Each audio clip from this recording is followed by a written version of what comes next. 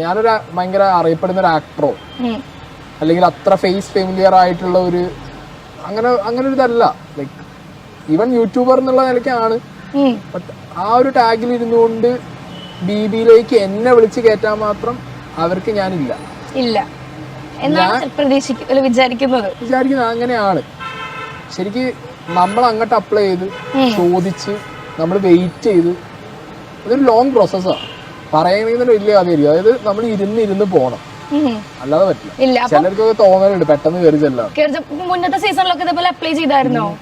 അപ്പൊ എത്രാമത്തെ സീസൺ മുതൽ തുടങ്ങിയത്? ഞാന് സീസൺ 5, 6 കഴിഞ്ഞ സീസൺ ഈ സീസണോട് അപ്ലൈ ചെയ്തിട്ട് ഈ സീസണിലാണ് അവസാനം ആ ഒരു അവസരം കിട്ടിയത്.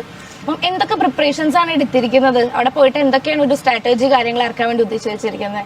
അതായത് ഗോ വിത്ത് ദ ഫ്ലോ, അത് തന്നെയാണ് മെയിൻ കാര്യം. വയൽക്കാടാണെന്ന് വിചാരിച്ചിട്ട് നമുക്ക് പുറത്തുള്ള കാര്യങ്ങളൊന്നും അവിടെ പോയി പറയാൻ പറ്റും. അപ്പൊ അവിടെ എങ്ങനെയാണോ പോണേ അതിനൊപ്പം ചാടി കയറി ട്രെയിനിൽ പോവാന്നുള്ളത് തന്നെയാണ് മെയിൻ പരിപാടി. അവിടെ ഓരോ സെക്കൻഡും ആളുകളുടെ മൈൻഡ് മാറുകയാണ്. അപ്പൊ നമ്മൾ ആദ്യം കണ്ടതൊക്കെ വെച്ച് അവിടെ പോയി കൊട്ടുമ്പോ അല്ലെങ്കിൽ ആ രീതിയിലൊരു പ്രീ കൺസീവ്ഡ് നോഷൻ വെച്ച് അതിനകത്ത് കയറി കഴിഞ്ഞു കഴിഞ്ഞാൽ ചിലപ്പോൾ ആ ആൾ അങ്ങനെ ആയിരിക്കില്ല, അയാൾ വേറെ രീതിക്ക് മാറിക്കാണും. പിന്നെ നോക്കാനുള്ളത് പിന്നെ അതിനുള്ള ടൈം ആയിട്ടില്ലല്ലോ. ഒരു 50-60 ദിവസം കഴിഞ്ഞിട്ടാണെങ്കിൽ പ്രേക്ഷകർ ഓൾറെഡി ചേരി തിരിഞ്ഞിട്ടുണ്ടാവും. ഒരാൾക്കോ രണ്ടാൾക്കോ ഒക്കെ വേണ്ടി തിരിഞ്ഞിട്ടുണ്ടാവും. ഇവിടെ അങ്ങനെയുള്ള ടൈമും ആയിട്ടില്ല. കളി തുടങ്ങിയോ തുടങ്ങി, ഇല്ല. അതൊരു നല്ല ടൈമാണ്. ഒരു പ്രീ പ്ലാൻഡ് സാധനം എനിക്ക് തോന്നുന്നു പക്ഷെ എനിക്ക് തോന്നുന്നു ഇതുവരെ 5 സീസൺ കഴിഞ്ഞിട്ടുണ്ടെങ്കിലും ഈ സീസണിലാണ് പ്രേക്ഷകരായാലും വയൽക്കാട് കൊണ്ടുപോയോ എന്ന് ഭയങ്കരമായിട്ട് പറയുന്ന ഒരു സീസൺ.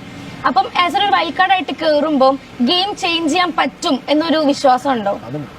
ഈ ഗെയിം ചേഞ്ച് എന്നുള്ളതല്ല, എന്റെ ഗെയിമിലേക്ക് എല്ലാരും കൊണ്ടുവരും. അതാണ് എന്റെ ഒരു പ്ലാൻ.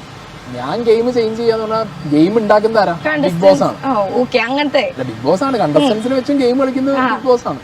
അവരെ ഗെയിം എനിക്ക് ചേഞ്ച് ചെയ്യാൻ പറ്റില്ല. എന്റെ രീതിക്ക് കൊണ്ടുവരാം, കണ്ടസ്റ്റൻസിനെ കൊണ്ടുവരും. അപ്പൊ കണ്ടസ്റ്റൻസിനൊക്കെ സോപ്പിട്ട് നിൽക്കാനുള്ള ഒരു പരിപാടി ഉണ്ടോ? സോപ്പിട്ടാ മാത്രമല്ലല്ലോ ആൾക്കാർ വരിക. ഞാനിപ്പോ സംസാരിക്കുകയാണ് നിങ്ങളോട്, ഞാൻ പറയുന്ന കാര്യത്തിൽ എന്തെങ്കിലും സ്ട്രാറ്റജി ഉണ്ട്. ഓക്കെ, ഇവൻ പറയുന്നതിൽ കാര്യമുണ്ട്, ഞാൻ സർവൈവ് ചെയ്യണമെങ്കിൽ ഇവന്റെ ഒപ്പം നിന്നാ പറ്റുന്നുള്ള തോന്നൽ വന്നാൽ ആള് കൂടെ പോരുമല്ലോ. ഇല്ല, ഒറ്റയ്ക്ക് നിന്നിട്ടാണെന്നുണ്ടെങ്കിൽ നമുക്കത് കളിക്കാം. പൊട്ടിത്തെറി ഒച്ചപ്പാടും ഉണ്ടാവും, ഇല്ലായിരിക്കൊന്നുമില്ല. അങ്ങനെയുള്ള ഒരു വ്യക്തിയാണ് പൊതുവെ ഭയങ്കര.